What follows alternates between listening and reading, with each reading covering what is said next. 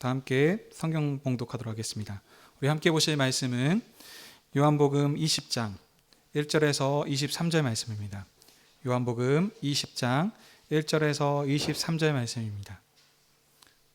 제가 한 절, 여러분이 한 절 함께 교독하시고 마지막 절은 합독하도록 하겠습니다.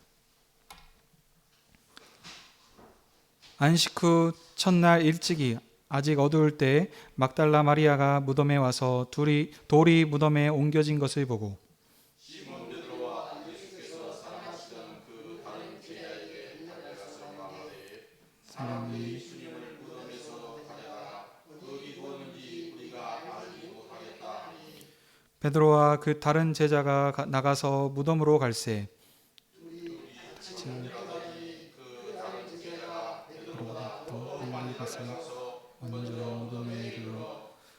구부려 세마포 놓인 것을 보았으나 들어가지는 아니하였더니 시몬 베드로는 따라와서 무덤에 들어가 보니 세마포가 놓였고 또 머리를 쌌던 수건은 세마포와 함께 놓이지 않고 딴 곳에 쌌던 대로 놓여 있더라. 그때야 무덤에 먼저 갔던 그 다른 제자도 들어가보고 믿더라. 그들은 성경에 그가 죽은 자 가운데서 다시 살아나야 하리라 하신 말씀을 아직 알지 못하더라. 마리아는 무덤 밖에 서서 울고 있더니 울면서 구부려 무덤 안을 들여다보니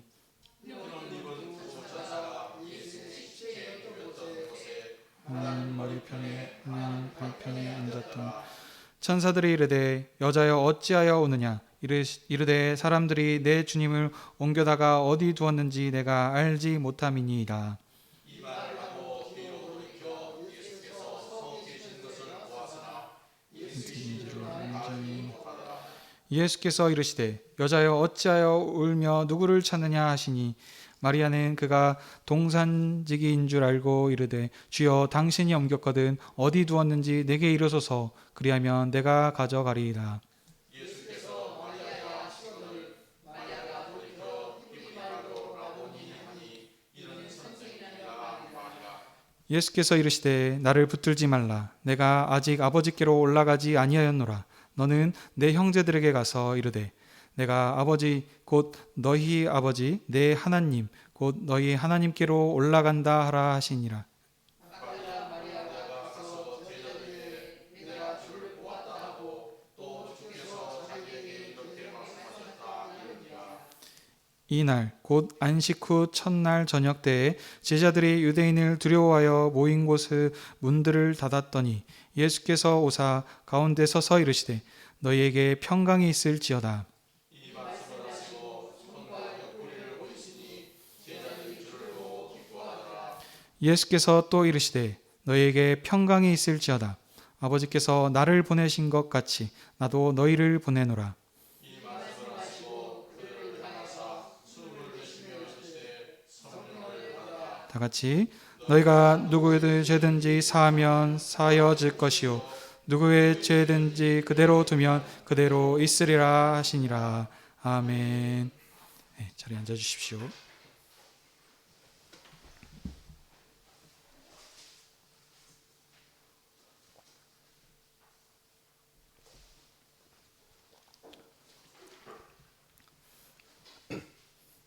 기도하겠습니다. 빛과 진리이신 하나님, 주의 백성들을 하나님 앞으로 부르셔서 영원한 생명이신 아버지의 음성을 듣게 하시니 감사드립니다. 주의 말씀이 빛이요 생명이오니 오늘도 말씀을 통하여 하나님을 보게 하옵시고 빛으로 인도해 주시옵소서. 이 말씀으로 우리의 믿음과 사랑을 일깨우시고 새롭게 해 주시사 주님 안에 함께하는 영원한 생명으로 새롭게 하옵소서. 예수님의 이름으로 기도하옵나이다. 아멘.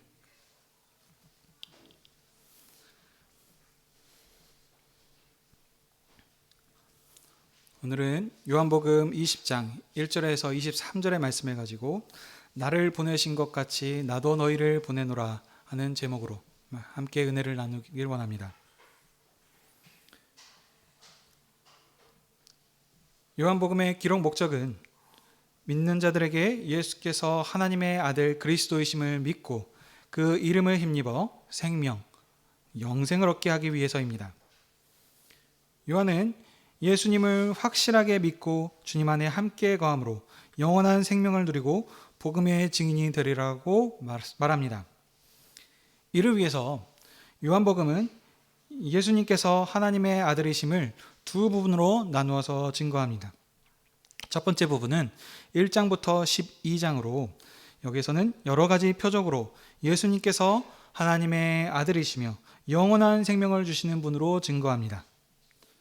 예수님께서는 가나 혼인잔치에서 포도주를 공급하셨고 성전을 깨끗하게 하셨고 많은 병자를 고치시고 5,000명을 먹이시고 죽은 나사로를 살리심으로 자신의 영광을 나타내셨습니다. 많은 표적으로 자신의 증거를 마치신 예수님은 이제 다시 아버지께로 돌아가십니다. 13장 이후부터는 예수께서 제자들에게 자신이 아버지께로 가실 것을 말씀하시며 아버지께로 가시기 전에 세상에 있는 자기 사람들을 끝까지 사랑하시며 제자들에게 제자도를 가르치시는 내용입니다. 예수님께서는 자신이 떠나시면 세상에 남겨져 근심할 제자들이 실족하지 않도록 하기 위해 보혜사 성령님을 보내주실 것을 약속하시며 오히려 주님 안에서 평안을 누리도록 하셨습니다. 예수께서는 제자들에게 제자도를 가르치시기를 마치시고 그리고 제자들을 위해서 기도하십니다. 그리고 영광을 얻으실 때가 되어서 잡히시고 신문을 받으시고 십자가에서 죽으심으로 유월절 어린 양같이 드려짐으로 세상에 생명을 주시는 아버지의 뜻을 다 이루셨습니다. 예수께서는 죽으심으로 혈연을 넘어서는 새로운 사랑의 가족 공동체를 만드셨습니다. 주님을 믿고 아버지 품 안에 있는 사람에게 자신의 살과 피를 먹음으로 아버지 품 안에 영원한 생명을 누리게 하셨습니다. 그리고 오늘 본문 20장에서는 십자가에서 죽으시고 무덤에서 장사되신 예수님께서 죽음을 이기시고 다시 살아나셔서 자기 사람들에게 보이시는 내용입니다. 예수님은 자신의 죽음을 슬퍼하며 낙심하는 사람들에게 부활하신 모습을 보이십니다. 마리아와 제자들은 처음에는 예수님의 부활의 증거를 보고도 알지 못하고 집으로 돌아갔고 부활하신 예수님을 직접 보고도 알아보지 못하였습니다. 그러나 나중에 마리아는 예수께서 사랑스럽게 자신을 부르시는 음성을 듣고 알아보았으며 제자들은 손과 옆구리를 보고 부활하신 주님을 믿었습니다. 부활하신 주님을 뵙기 전에 제자들은 낙심하며 집으로 돌아갔지만 부활하신 예수님을 뵙고 성령님이 오시자 능력 있는 제자들이 되어 세상으로 파송을 받았습니다. 예수께서 제자들을 파송하신 성령으로 평강을 주셔서 파송하신 것은 세상 사람들이 제자들의 증언을 듣고 예수님을 하나님의 아들로 믿고 영생을 얻도록 하기 위함입니다. 이제 오늘 본문을 자세히 보겠습니다. 1절 처음에 안식 후 첫날이라고 합니다. 안식일은 이스라엘이 성회로 모이는 날입니다. 안식일이 토요일이죠. 그래서 토요일이기 때문에 안식 후 첫날이라 함은 주일을 말합니다. 예수께서 돌아가시고 가장 먼저 예수께서 죽으심을 말씀하십니다. 죽으시고 나서 가장 먼저 무덤을 찾은 사람은 막달라 마리아입니다. 마리아는 안식일이 지나고 동트기 전 아직 어두울 때 예수님을 찾았습니다. 이렇게 일찍이 예수님의 무덤을 찾은 것을 보면 마리아가 예수님을 얼마나 지극히 사랑했는지를 알 수 있습니다. 요한복음은 사랑의 친밀한 교제를 강조합니다. 요한복음은 기록한 요한도 예수님의 사랑하시는 제자이며 예수님께서 자신의 첫 사역도 사랑하시는 친척 집에서 행하셨고 죽은 나사로를 살리실 때도 지극히 사랑하는 자라라고 칭하시면서 이 말씀들을 행하셨습니다. 예수께서 십자가에 돌아가시면서도 거기에 새로운 하나님 나라 가족 공동체를 말씀하실 때도 마찬가지입니다. 막달라 마리아는 예수님과 친밀하게 지냈던 가족으로서 예수님에게 큰 사랑을 입었습니다. 그래서 마리아도 예수님을 지극히 사랑하여서 안식 후 첫날 가장 먼저 예수님의 무덤을 찾았습니다. 그런 마리아가 예수님을 찾아 무덤에 왔는데 무덤에 돌이 옮겨 쓴 것을 보고 깜짝 놀랐습니다. 마리아는 사람들이 예수님을 다른 곳으로 옮겼다고 생각하고 즉시 베드로와 예수께서 사랑하시던 그 다른 제자에게 달려가서 예수님의 시신이 없어졌다고 전합니다. 비록 예수님이 잡히실 때 두려워서 숨었던 제자들이지만 그들도 예수님을 사랑하는 제자들이었습니다. 그래서 제자들은 마리아의 말을 듣자마자 예수님의 무덤으로 다름질하였습니다. 여기서 말하는 다른 제자라고 이렇게 표현을 합니다. 처음엔 베드로는 베드로라고 이름을 언급을 하는데 여기서 다른 제자라고 했는데 여기는 예수님께서 사랑하시는 제자 요한 사도를 말합니다. 이 요한복음을 기록한 저자를 또 뜻하기도 합니다. 베드로는 제자를 대표하며 요한은 예수님과 가장 친밀한 제자로서 예수께서 제자 중 한 사람이 자신을 팔 것을 말씀하실 때에 예수님의 품에 의지하여서 누워 있었던 사람이며 예수님이 붙잡혀 십자가에 매달리실 때 그 밑에서 끝까지 함께했던 제자입니다.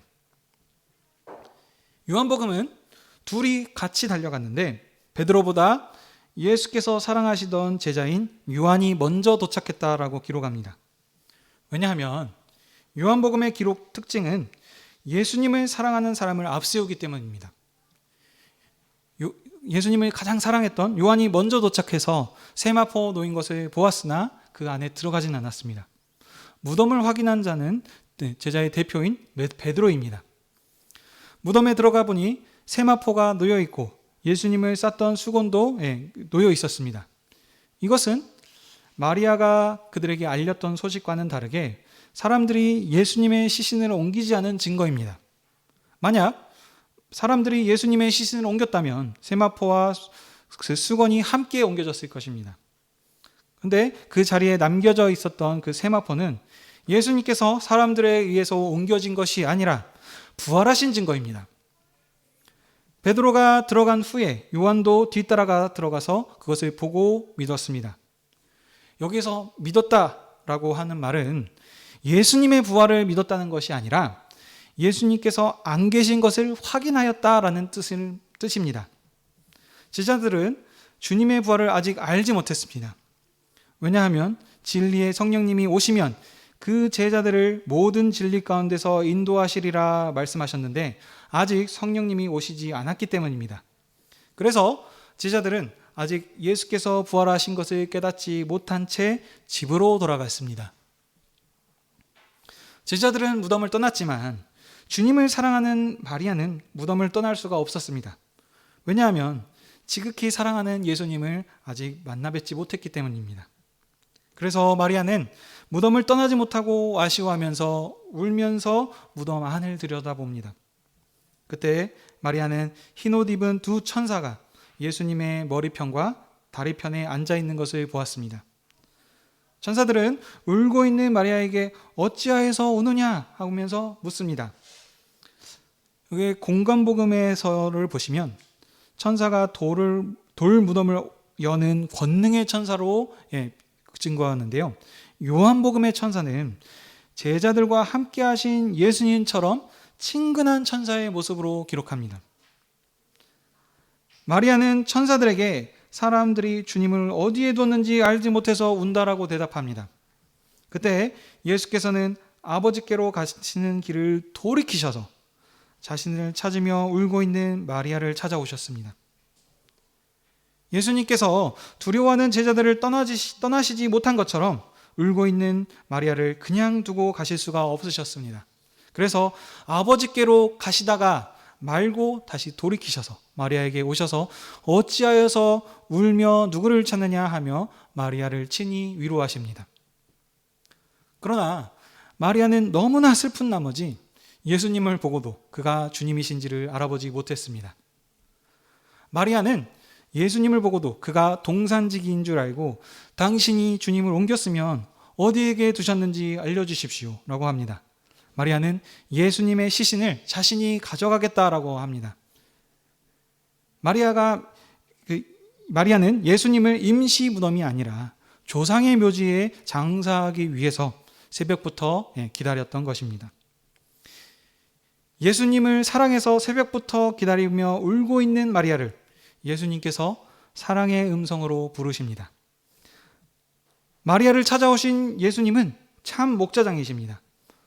목자가 자기에게 속한 양의 이름을 부르는 것처럼 예수님께서는 마리아야 하고 사랑하시는 마리아의 이름을 친히 불러주셨습니다.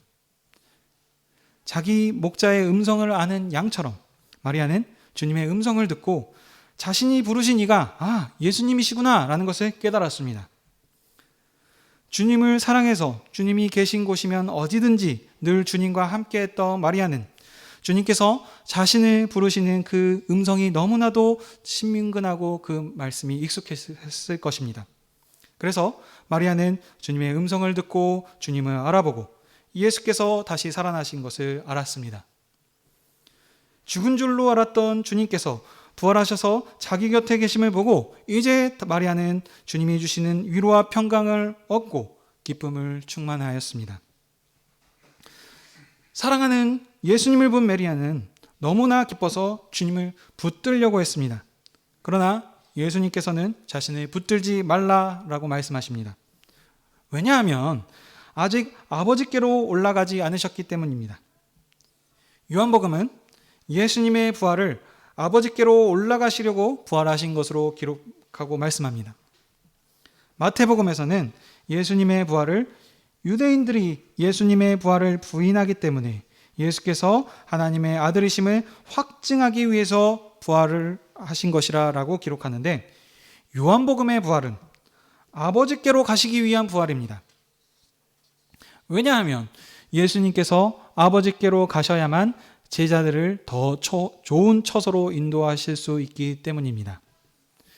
예수님께서 아버지께로만 가셔야만 아버지를 우리 아버지라 부르는 친밀한 교제로 인도하실 수 있습니다. 그래서 예수님께서는 나 있는 곳에 너희도 있게 하리라 라고 이렇게 14장부터 해서 말씀을 계속 하셨었죠. 그 하신 말씀과 같이 우리를 아버지 품 안으로 인도하시는 영원한 대제사장으로 하늘 성소에 올라가십니다. 그런데 하늘 성소에 올라가시는 대제사장은 모든 부정으로부터 정결해야만 합니다. 구약의 대제사장이 하나님의 성소에 들어가려면 모든 부정으로부터 자신을 거룩하게 했던 것처럼 주님께서도 자신의 모든 부정으로부터 정결해야만 했습니다. 그래서 마리아에게 자신을 만지지 말라라고 하신 것입니다. 지금은 마리아가 주님을 만질 수 없지만 주님께서 아버지께로 가셔서 아버지 품 안에 있는 영생을 가지고 오시면 그때는 친히 주님을 만져볼 것입니다. 친밀한 교제 가운데서 영원히 함께 하실 것입니다. 실은 예수님께서 지금 마리아를 만나실 때가 아니십니다. 왜냐하면 예수님께서 제자들에게 약속을 하신 게 있으셨죠. 아버지께로 가셨다가 다시 오신다고 하셨는데 아직 예수님께서 아버지께로 가시지 않으셨기 때문입니다.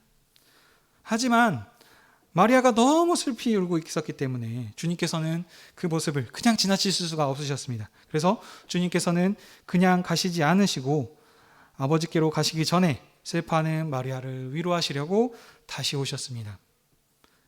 마치 예수님께서 제자들의 발을 씻기시고 새 계명을 말씀하셨죠. 서로 사랑하라. 이렇게 말씀하시고 이렇게 제자들을 한번 가르치신 후에 여기 마지막에 자 이제 여기를 떠나자라고 제자들에게 말씀하셨지만 제자들이 아직도 눈에 밟히셔서 차마 떠나시지 못하시고 한 번 더 제자들에게 포도나무 비유를 통해서 말씀하시면서 머물렀던 것과 같습니다. 이와 같이 여기서도 예수님께서는 아버지께로 바로 가시지 못하고 슬퍼하는 마리아를 위로하시기 위해서 가시는 길을 돌이켜서 마리아를 찾아오셨습니다.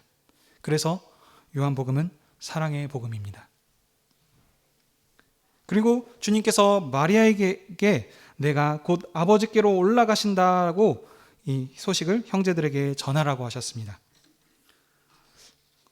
건강복음서를 보면 천사는 천사가 제자들에게 전하라고 말을 합니다. 그래서 이 나라 공동체에 강조점을 두고 기록을 했지만, 하지만 사랑의 복음인 요한복음은 천사가 아니고 예수님께서 친히 말씀하시고 내 형제들에게 전하라고 말씀하시면서 친밀한 가족 공동체에 강조점을 두고 있습니다.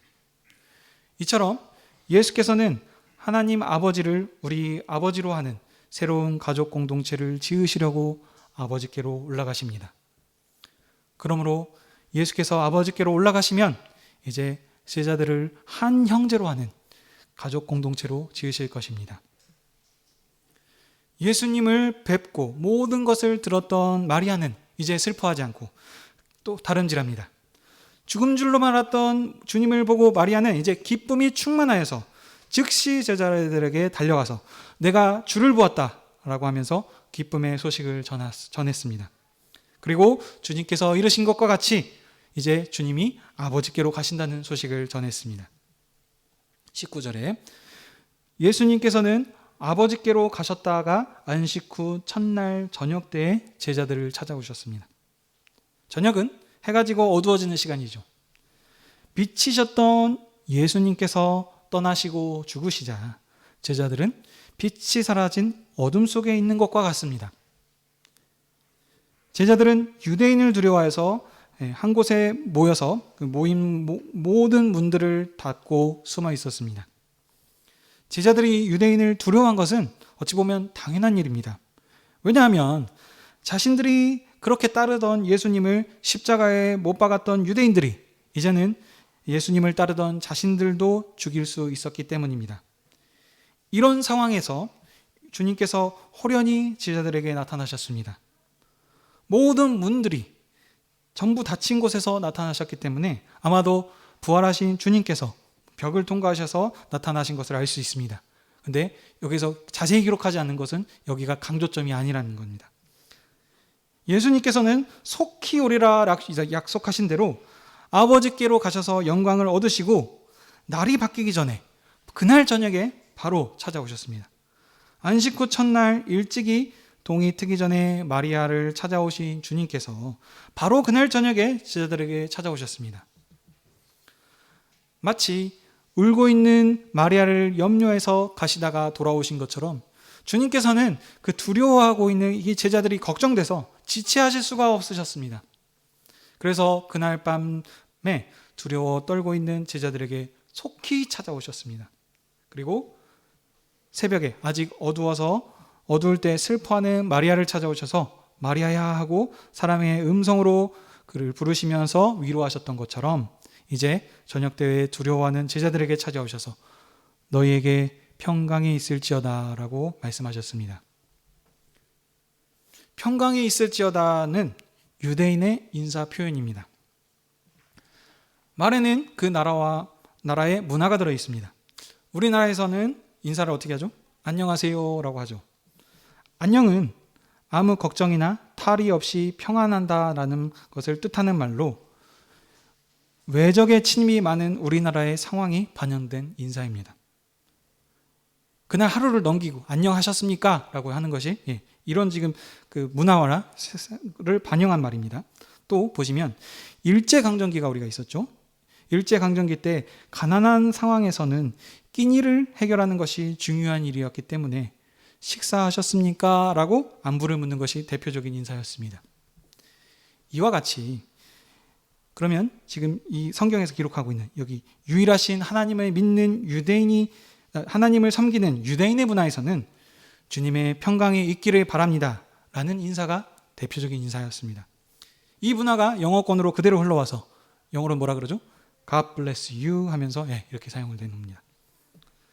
자, 이렇게 지금 예수님께서는 평강이 있을지어다라고 그들에게 말씀하셨는데 그러면 주님께서 제자들에게 주신 평강은 어떤 평강인가요? 20절 이하에서 연결해서 말씀합니다. 이번에 다 함께 20절에서 23절 말씀을 함께 읽어보도록 하겠습니다. 시작. 이 말씀을 하시고 손과 옆구리를 보이시니 제자들이 주를 보고 기뻐하더라. 예수께서 또 이르시되 너희에게 평강이 있을지어다. 아버지께서 나를 보내신 것 같이 나도 너희를 보내노라. 이 말씀을 하시고 그들을 향하여 숨을 내쉬며 이르시되 성령을 받으라. 너희가 누구의 죄든지 사하면 사여 질 것이요 누구의 죄든지 그대로 두면 그대로 있으리라 하시니라. 아멘. 평강의 인사를 하셨던 주님께서 제자들에게 십자가에 못 박혔던 손과 창에 찔렸던 옆구리를 보여주셨습니다. 제자들은 못자국과 창자국을 보고 예수님께서 살아나셔서 자신들을 찾아오신 것을 알고 기뻐합니다. 이는 구약의 제사장의 위임식과 취임식의 장면과 같습니다. 정결한 제사장이 성소로 들어가서 하나님을 대면하고 그리고 다시 나와서 이스라엘 백성들을 축복합니다. 그러면 백성들이 그것을 보고 기뻐하며 함께 경배했었습니다. 이처럼 주님께서는 아버지께로 가셨다가 다시 오셔서 제자들을 축복하시자 제자들이 그 주님을 보고 기쁨이 충만하였습니다. 요한복음에서 특별한 또 기록이 있는데요. 요한복음에서만 특별히 손과 옆구리에 대하여 기록합니다. 군인이 예수님께서 죽으신 것을 확인하기 위해서 옆구리를 찌르니 물과 피가 나왔습니다. 예수께서 물과 피를 다 쏟고 죽으셨으므로 그래서 유월절 어린 양과 같이 다리를 꺾지 아니하시고 참 유월절 양으로 드려졌습니다. 예수께서 죽으신 것은 힘이 없어서 죽으신 것이 아닙니다. 예수께서 죽으신 것은 그가 아버지를 사랑해서 자기 몸을 내어주신 것입니다. 이 세상 임금이 예수님의 생명을 빼앗은 것이 아니고 어둠의 권세와 세상을 이기시고 승리하신 예수님께서 두려워 떨고 있는 제자들에게 약속하신 아버지 품 안에 영광과 평강을 주셨습니다. 21절에 주님께서 제자들에게 다시 한번 평강을 주십니다. 19절에도 주셨는데 또 주시죠. 이렇게 여기서 또 평강을 주셨는데 여기에서 단어가 같으면 우리는 그 내용도 같다고 생각하기 쉽습니다. 그러나 만약 두 평강이 같은 뜻이라면 첫 번째 주신 평강이 부족해서 또다시 평강을 주시는 것처럼 됩니다. 그러나 여기서 다시 평강을 주신 것은 첫 번째 평강이 부족해서가 아닙니다. 여기서의 두 번째 평강은 아버지께서 나를 보내신 것처럼 나도 너희를 보내노라고 하신 말씀과 관련이 있습니다. 즉, 첫 번째 주신 평강은 지금 유대인들을 두려워서 두려움에 떨고 있는 이 두려움을 물리쳐서 이기도록 주신 기쁨의 평강이고 두 번째로 주신 평강은 보내심을 위한 평강입니다. 하나님께서 아들을 보내신 사역이 이제 제자들을 보냄으로 제자들에게 계속됩니다. 아들이 아버지와 함께하는 평안 가운데서 보내심을 받은 것처럼 이제 제자들도 항상 주님과 함께하는 평강 가운데서 보내심을 받았습니다. 그러므로 아버지께서 보내신 아들과 항상 함께 하시는 것처럼 보내심을 받은 제자들도 주님께서 항상 함께 하실 것입니다. 요한복음 14장 12절에 보면 내가 아버지께로 가면 너희가 나보다 더 큰 일을 하리라 라고 이렇게 말씀하셨습니다. 이 말씀과 같이 이제 제자들은 천하 만민에게 주님의 평강을 전하는 권세 있는 증인으로 파송되었습니다. 제자들이 파송된 세상은 그러면 이 세상은 어떤 세상인가요? 하나님의 아들인 예수님을 죽였던 세상이고 또 자신들을 출교하고 죽일 수 있는 세상입니다. 이런 세상에 주님께서 제자들에게 평강을 주시면서 파송합니다. 여기 출교를 잠깐 설명을 드리자면 그냥 교회를 바깥으로 나간다는 것이 아닙니다. 여기 유대 문화에서는 종교와 이 모든 것이 다 연결이 되어 있기 때문에 출교를 해서는 그 문화에서는 살아갈 수가 없습니다. 마치 죽은 자와 같습니다. 이런 이 출교를 할 수 있고 죽일 수 있는 세상으로 제자들을 지금 파송하신 겁니다. 그래서 이 제자들이 예수님께서 주시는 이 평강을 가지고 있어야만 주님이 주신 사역을 감당할 수 있습니다. 그래서 예수님은 제자들을 세상에 파송하시기 전에 그들에게 숨을 내쉬면서 성령을 받아라 하십니다. 예수께서 제자들에게 숨을 내쉬면서 성령을 받으라고 하시는 것은 창세기 2장 7절이 배경입니다. 제가 읽어드리겠습니다. 여호와 하나님이 땅의 흙으로 사람을 지으시고 생기를 그 코에 불어넣으시니 사람이 생명이 되리라. 아멘. 하나님께서 사람을 하나님의 형상으로 창조하시고 숨을 호흡하심으로 아담을 하나님의 영이 거하시는 성소로 지으셨습니다. 이와 같이 부활하신 주님께서는 성령을 호흡하심으로 제자들을 하나님과 아들의 영이 거하시는 새로운 성소로 지으셨습니다. 성령을 받은 제자들은 예수님께서 말씀하신 대로 내가 아버지 안에 너희가 내 안에 내가 너희 안에 있게 하리라 하신 이 말씀과 같이 되었습니다. 아버지께서 아들에게 전권을 주어서 아버지의 일을 하실 수 있도록 보내신 것처럼 이제 제자들에게 성령을 호흡하셔서 죄사함의 권세를 가지시고 세상으로 보내셨습니다. 여기서 죄사함의 권세라는 것을 또 봐야 되겠는데요. 이 권세는 도덕적으로 법적인 죄사함을 의미하는 것이 아닙니다. 구약의 레위기의 속죄 개념을 보면요, 이게 그 도덕적으로 문제가 있어서 이것을 깨끗게 한다는 그것이 아니고 하나님 앞에 예물을 드릴 수 없는 자를 깨끗게 하여서 하나님 앞에 예물을 드리는 자, 드릴 수 있는 자로 새롭게 한다라는 의미를 가지고 있습니다. 이스라엘은 전에 바로 왕에게 속한 백성이었지만 이제 하나님께서 예물을 드릴 수 있는 백성으로 그들을 깨끗게 하신 것입니다. 아버지께서 아들을 보내셔서 우리 죄를 사했다는 것도 그와 같은 거죠. 도덕적인 죄를 사하셨다라는 것이 아니고 어둠에서 빛으로, 땅의 성소에서 하늘 성소로 여기서 옮기셨다는 이런 의미로 지금 이 죄사함의 권세를 말하고 있습니다. 하나님께서 아들을 보내신 것은 누구든지 아들의 증거를 받고 믿어서 생명을 얻기 위해서, 영생을 얻게 하기 위해서입니다. 그러나 이 아들의 말을 듣지 않으면 그들은 심판을 받아 끝날에 영원한 사망으로 들어갈 것입니다. 아버지께서 아들에게 정권을 주셔서 세상에 보내신 것과 같이 이제 주님께서 제자들에게 죄사함의 권세를 주셔서 세상으로 보내셨습니다. 그래서 아들이 아버지 하나님을 증언한 것과 같이 제자들은 성령님과 함께 부활하신 주님에 대해서 증언할 것입니다. 누구든지 제자들이 증언하는 예수 그리스도를 하나님의 아들로 믿고 영접하면 죄가 사해집니다. 하지만 누구든지 제자들이 증언하는 복음을 거절하면 영원한 심판을 받아 그대로 죽게 됩니다.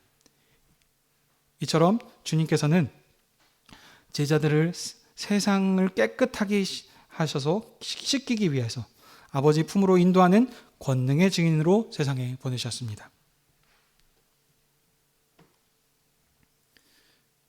예수님께서는 십자가에서 죽으시고 무덤에 장사되었지만 사흘 뒤 안식 후 첫날에 부활하셨습니다.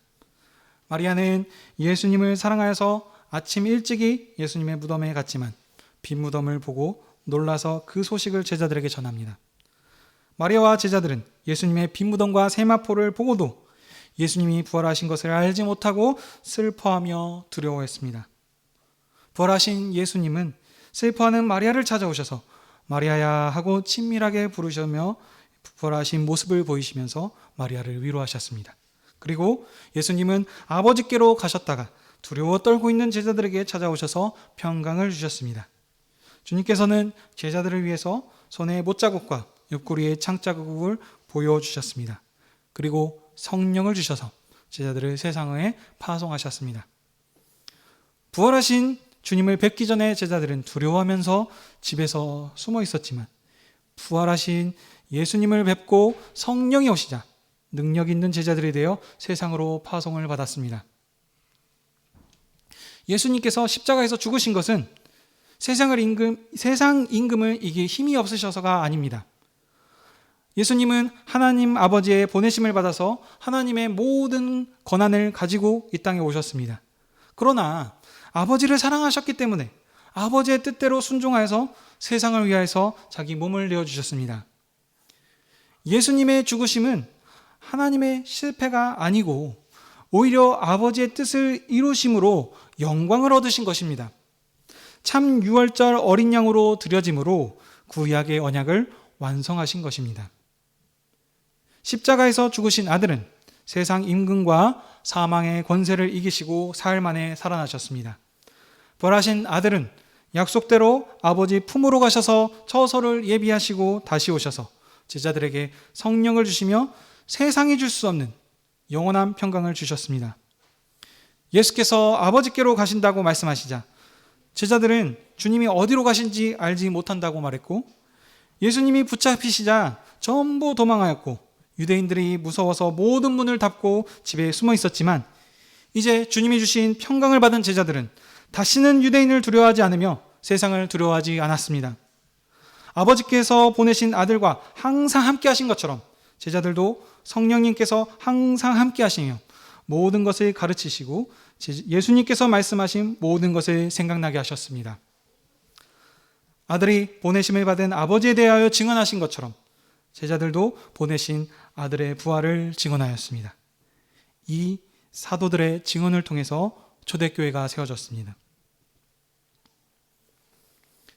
하나님의 사랑하심을 입은 성도 여러분, 부활하신 후에 슬퍼하는 마리아를 찾아오셔서 친근하게 마리아의 이름을 부르신 주님께서 하나님을 알지 못하고 어둠에서 슬퍼하는 우리들의 이름을 불러주셨습니다.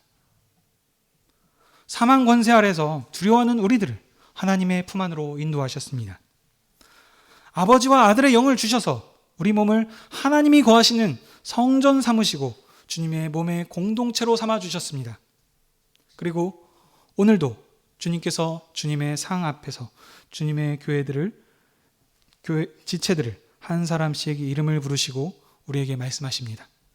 나와 함께 즐거워하면서 먹고 마시는 이 생명의 친교로 함께하자 하시며 주님께서 거듭 우리의 이름을 부르심으로 우리의 사랑을 확인하십니다. 사랑하는 사람과의 만남보다 그 사랑하는 사람과의 교제보다 더 소중하고 앞서는 일이 무엇이 있겠습니까? 그러므로 우리는 주님 앞에 보이길 힘써야 합니다. 우리를 주님의 상으로 부르신 주님께서 다시 말씀하십니다. 내 살을 먹고 내 피를 마시는 자는 내 안에 거하고 나도 그의 안에 거하시니 하시며 주님의 살과 피를 하늘의 양식으로 우리에게 주셨습니다. 내가 아버지로 말미암아 사는 것 같이 나를 먹는 그 사람도 나로 말미암아 살리라 하시며 우리를 하나님을 아버지로 하는 한 형제, 자매가 되게 하셨습니다. 그러므로 우리는 주님의 상에서 주님의 살과 피를 먹을 때마다 주님의 사랑을 기억하고 이 사랑을 증거해야 합니다. 주님께서는 우리만 부르신 것이 아니고 세상의 모든 사람들도 주님의 품으로 들어와서 우리와 하나 되기를 원하십니다. 이를 위해서 아버지께서 아들을 보내셨습니다. 아들을 믿으면 모든 사람이 하나님과 함께하는 영원한 생명으로 함께 하시기를 원하십니다. 이제 이 일을 위해서 아들을 보내신 것처럼 교회를 세상으로 보내셨습니다. 우리가 무엇이길래 이렇게 큰 영광스러운 직분을 주셨습니까? 우리들을 살펴보십시오. 제자들과 다를 게 없습니다. 수많은 은혜를 우리에게 베풀어 주셨지만 그때 어려울 때마다 넘어지고 또 배반하고 이랬던 우리들을 어떻게 삼아주셨냐면 왕의 어명을 받아서 왕과 같은 직분으로 우리에게 주셔서 왕과 같은 정권을 가지고 이 일들을 행하시도록 우리를 이렇게 영광스러운 직분으로 우리를 높여주셨습니다. 그러므로 우리가 하는 말이 곧 하나님의 말씀과 같이 된 겁니다. 이것이 죄사함의 권세인 겁니다. 우리가 증거하는 이 복음을 듣고 하나님 예수님을 믿으면 그들의 죄는 사해질 것이고 우리가 전하는 이 복음을 듣지 않으면 그들은 영원한 심판을 받는 것과 같습니다. 우리들이 왕의 정권을 가진 어명을 가진 이 자들이라는 것을 깨달으시길 바랍니다. 세상에 어떤 존재가 이와 같이 영광스러운 아들의 일을 대신합니까? 오직 교회만 마지막 시대에 세상을 주님께로 인도하도록 파송받았습니다. 그러므로 교회가 이 복음을 전하지 않으면 누가 그리스도이심을 믿어 생명을 얻을 수 있겠습니까? 이와 같이 교회가 받은 사명이 막중합니다. 아버지께서 아들을 보내셔서 아버지의 일을 하셨던 것처럼 우리가 아들의 이름을 증거하면 아들이 우리의 증거를 통해서 세상을 구원하시고 심판하실 것입니다. 우리가 복음을 증거하면 주님께서 우리 안에 계신 그 영으로 만민을 구원하시는 일을 이루실 것입니다. 하지만 지금도 세상은 하나님이 어디 있느냐 하면서 조롱하고 교회의 증언을 무시하고 핍박합니다. 그러나 우리는 두려워하지 맙시다. 왜냐하면 슬퍼하는 마리아를 위해서 아버지께로 가시는 길을 돌이켜서 오셔서 마리아를 위로하시고 두려워하시는 제자들에게 성령님을 주셔서 평강을 주신 주님께서 여전히 지금도 우리를 사랑하십니다. 이 세상 임금을 이기시고 죽음을 이기신 주님께서 성령으로 우리와 함께 하시며 불꽃 같은 눈동자로 지키시고 우리를 인도하십니다. 그러므로 이제 우리는 다시 주님이 안 계신 것처럼 낙심하지 맙시다. 다른 사람들은 다 주님을 떠날지라도 결단코 주님을 떠나지 않고 오직 주님과 함께하는 이 믿음으로 영생의 길을 걸으십시다. 하나님께서 세상을 지으시고 빛과 생명으로 함께하신 주님은 한 번도 자기 백성을 떠나신 적이 없습니다. 그러므로 주님께서는 지금도 주님을 찾으시는 자기 백성을 떠나지 않으시고 영원토록 함께 하십니다. 죽음을 이기신 평강으로 우리와 함께 하시기 때문에 다시는 세상을 두려워하지 않고 오직 세상을 주님의 부활을 증거하는 권세 있는 교회가 되십시다. 이것이 교회의 사명이며 정체성입니다. 마리아의 이름을 부르신 주님께서 오늘도 주님의 교회를 맡긴 직무자들의 이름을 하나씩 부르십니다. 주님께서 우리의 이름을 부르심은 주님을 향한 우리의 사랑을 확인하시는 것입니다. 만일 우리들이 주님보다 더 사랑하고 소중한 것이 있다면 어찌 주님의 몸된 교회를 봉사할 수 있겠습니까? 주님께서 저에게 요구하시는 것은 하나입니다. 사랑입니다. 주님을 사랑했던 마리아가 수고를 마다하고 새벽부터 나와서 주님의 무덤을 찾았던 것처럼, 주님을 사랑하던 제자가 가장 먼저 다름질했던 것처럼 주님을 사랑하면 다 됩니다. 하지만 혹시 우리가 주님이 우리와 함께 하신다는 것을 느끼지 못한다면 그것은 주님이 우리를 떠나신 것이 아니고 우리가 주님을 사랑하지 않고 주님을 떠났기 때문입니다. 마리아와 제자들을 끝까지 사랑하신 주님께서 지금도 우리 안에 성령님으로 함께 하시며 우리의 이름을 부르시며 우리의 사랑을 원하십니다. 그러므로 주님의 영이 우리 안에 있으며 평강으로 우리와 함께 하시니 우리가 세상을 두려워하지 말고 오직 주님을 사랑함으로 세상의 복음을 증거하는 증인의 삶을 사시는 저와 여러분이 되십시다. 우리가 이 복음을 증거하면 주님께서 우리 안에 계신 그 영으로 이 일을 확실하게 이루실 것입니다. 기도하겠습니다. 빛과 생명이신 하나님, 태초부터 지금까지 한 번도 세상을 떠나시지 않으시고 함께 하신 하나님께서 하나님을 알지 못하고 어둠 가운데 울고 있던 우리들을 사랑하셔서 친히 찾아와 주셔서 감사합니다. 우리의 이름을 부르셔서 우리를 하늘의 평안으로 위로하시고 아버지 품 안에 있는 기쁨을 충만케 하시니 감사드립니다. 이 사랑의 음성이 오늘도 우리를 주님께 이끌며 모든 슬픔을 이기게 할 줄 믿습니다. 우리를 항상 주님의 품에 거하며 능력 있는 제자로 온 세상을 구원을 전파할 수 있도록 교회를 날마다 새롭게 해 주시옵소서. 예수님의 이름으로 기도하옵나이다. 아멘.